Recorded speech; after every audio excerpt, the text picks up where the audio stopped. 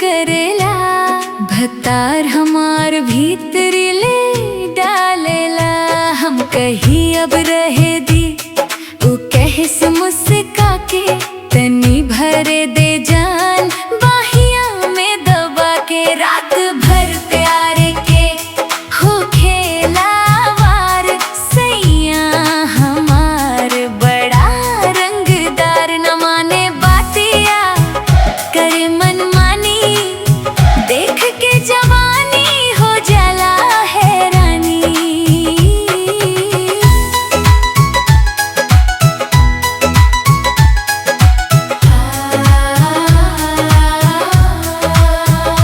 धीरे धीरे खोले चूड़ी के खनकवा, देखी मुस्कान तो बढ़े टनकवा। गोरिया के गाल लाल हो जाला, छुए पे दिल बेकाबू हो जाला। हम कहीं थक गई नी, वो हंस के बोले आज ना रुकब चाहे भोरिया होले। सांस में सांस मिला के सजना, करस प्यार बिना कवनो बहाना।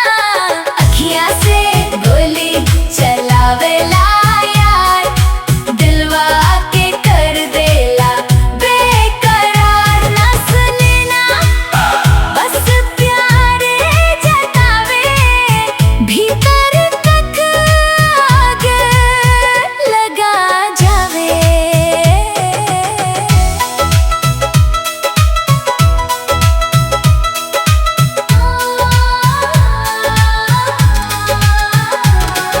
साड़ी के पल्लू सर के धीरे धीरे, चांदनी रात चमके नगीने जीरे।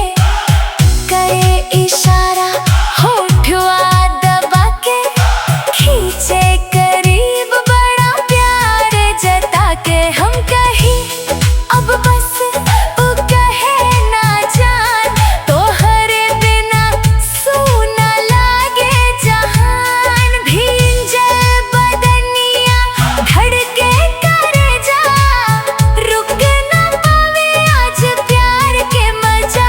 कमरिया पे हाथ रखे दिलदार हो जाला